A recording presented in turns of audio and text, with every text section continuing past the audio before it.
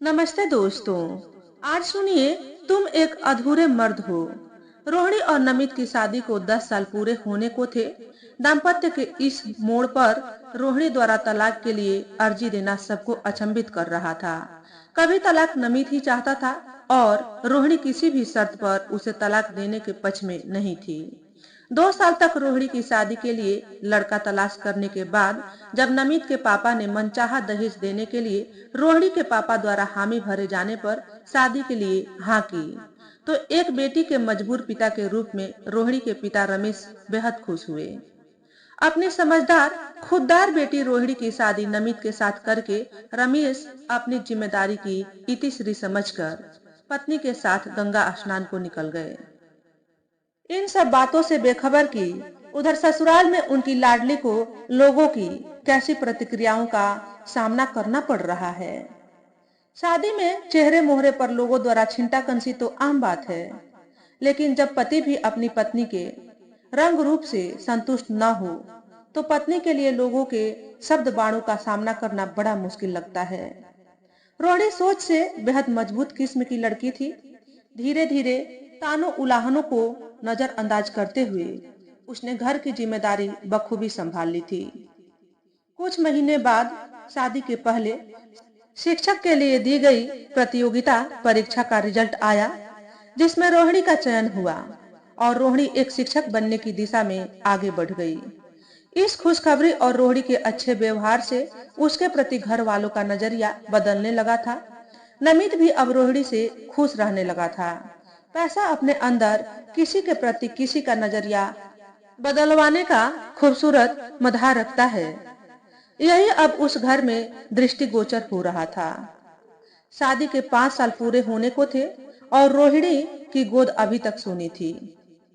यह बात अब आसपास और परिवार के लोगों को खटकने लगी थी, तो नमित तक भी यह खटकन पहुंचनी ही थी।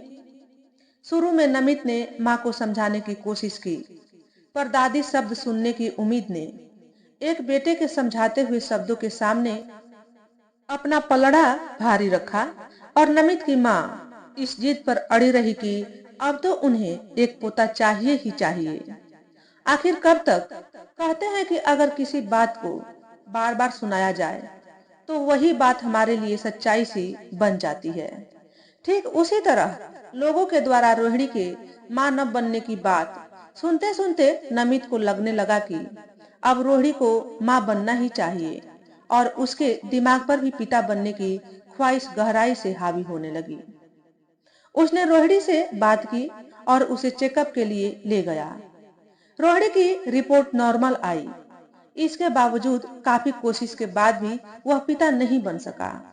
अब रोहिणी भी नमित पर दबाव डालने लगी कि उसकी सभी रिपोर्ट नॉर्मल है, तो एक बार उसे भी चेकअप करवा लेना चाहिए। लेकिन नमित ने उसकी बात नहीं मानी।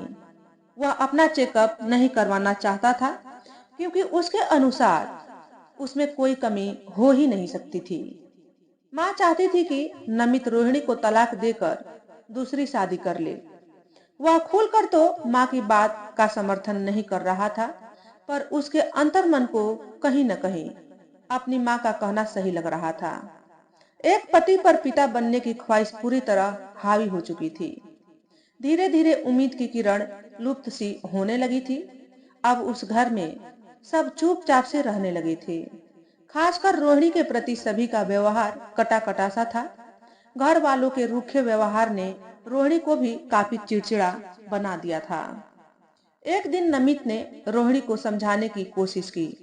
देखो रोहिणी, वंश चलाने के लिए एक वारिस की जरूरत होती है और मुझे नहीं लगता कि अब तुम इस घर को कोई वारिस दे पाओगी। इसलिए तुम तलाक के कागजात पर साइन कर दो और यकीन रखो, तलाक के बाद भी हमारा रिश्ता पहले जैसा ही रहेगा। रिश्ता कागज के चंद टुकड़ों का मोहताज कभी नहीं होगा। भले ही हम कानूनी रूप से पति पत्नी नहीं रहेंगे, पर मेरे दिल में हमेशा तुम ही रहोगी। नाम के लिए कागज पर मेरी पत्नी मेरे साथ काम कर रही रोजी होगी, परंतु उससे शादी का मेरा मकसद बस औलाद प्राप्ति होगा। तुम्हें बिना तलाक दिए भी मैं उससे शादी कर सकता हूँ, पर तुम तो जानती हो कि हम दोनों की सरकारी नौकरी है और बिना तलाक शादी करना मुझे परेशानी में डालकर मेरी नौकरी को खतरे में डाल सकता है। तुम अपना चेकअप क्यों नहीं करवाते हो नमित? मुझे लगता है कि कमी तुम में ही है। एक बात कहूँ, तुम निहायत ही दोगले इंसान हो। शरीफ बने इस चेहरे के पीछे एक बेहद घटिया और कायर इंसान छिपा है। कान खोलकर सुन लो, मैं तुम्हें किसी शर्त पर तलाक नहीं दूंगी। तुम्हें जो करना हो कर लो। सारी परेशानियों को सहते हुए मैं इसी परिवार में रहकर तुम सबके दिए कष्टों को सहकर तुम्हारे ही साथ अपने बेडरूम में रहूंगी। नहीं, मुझ में कोई कमी नहीं हो सकती और तलाक तो तुम्हें देना ही होगा। मुझे इस खानदान के लिए वारिस चाहिए, चाहे वह तुमसे मिले या किसी और से। अगर तुम सीधे सीधे तलाक के पेपर पर हस्ताक्षर नहीं करती हो तो मैं तुम पर मेरे परिवार वालों को परेशान करने और बदचलनी का आरोप लगाऊंगा। नमित के शब्दों का अंदाज बदल चुका था। कुछ दिन बाद नमित ने कोर्ट में रोहिणी पर इल्जाम लगाते हुए तलाक की अर्जी दाखिल कर दी। अब रोहिणी बिल्कुल चुप सी रहने लगी थी, लेकिन तलाक मिलने तक अपने बेडरूम पर कब्जा नहीं छोड़ने के लिए अपने फैसले पर अडिग थी। प्रकृति की लीला तो देखिए, 2 महीने बाद ही उसे पता चला कि कुदरत ने उसकी गोद भरने की तैयारी कर ली है। यह खबर मिलते ही नमित ने तलाक की दी हुई अर्जी वापस ले ली। उसके अगले ही दिन रोहिणी अपना बैग पैक करके मायके चली गई। सारी बातें सुनकर माता पिता ने समझाने की कोशिश की कि जब सब कुछ ठीक हो रहा है तो इस तरह की जिद सही नहीं है। अगर आप लोगों को मेरा आपके साथ रहना पसंद नहीं है तो मैं जल्दी ही कहीं और रूम लेकर रहने चली जाऊंगी। आप लोगों पर ज्यादा दिन बोझ बनकर नहीं रहूंगी। बेटी से इस तरह की बातें सुनकर दोनों चुप हो गए। अगले दिन शाम को बेल बजने पर रोहिणी ने दरवाजा खोला। सामने नमित था। बिना जवाब की प्रतीक्षा किए वह अंदर आकर सोफे पर बैठ गया। तब तक रोहिणी के माता पिता भी आ चुके थे। बात की शुरुआत नमित ने की।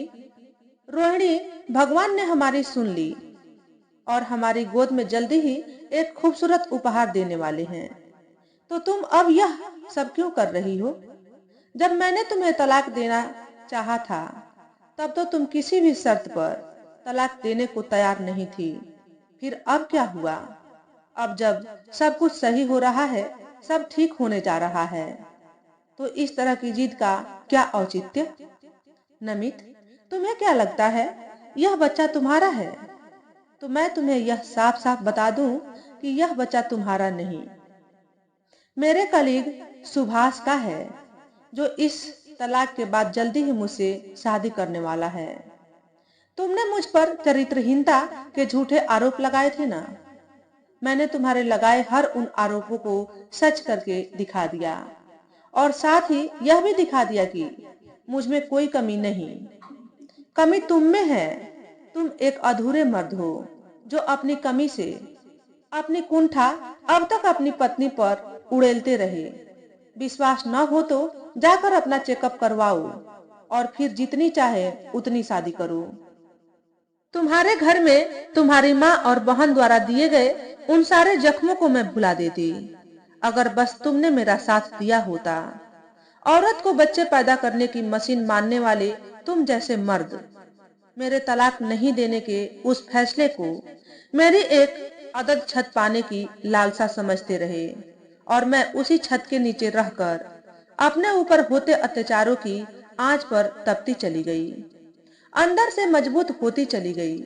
ऐसे में मुझे सहारा मिला सुभाष के कंधों का और उसने एक सच्चा मर्द बनकर सही मायने में मुझे औरत बनने का सौभाग्य दिया। अब तुम्हारे द्वारा लगाए गए उन झूठे आरोपों को मैं सच्चा साबित करके तुमसे तलाक लूंगी और तुम्हें मुक्त करूंगी इस अनचाहे रिश्ते से। तुम्हें अपनी मर्जी से शादी करने के लिए जो तुम्हारे खानदान को तुमसे वारिस दे सके, जो मैं तुम्हें नहीं दे पाई। अब तुम जा सकते हो। कोर्ट में मिलेंगे। बिना नमित के उत्तर की प्रतीक्षा किए रोहिणी उठकर कमरे में चली गई। तो दोस्तों, आज की वीडियो में बस इतना ही।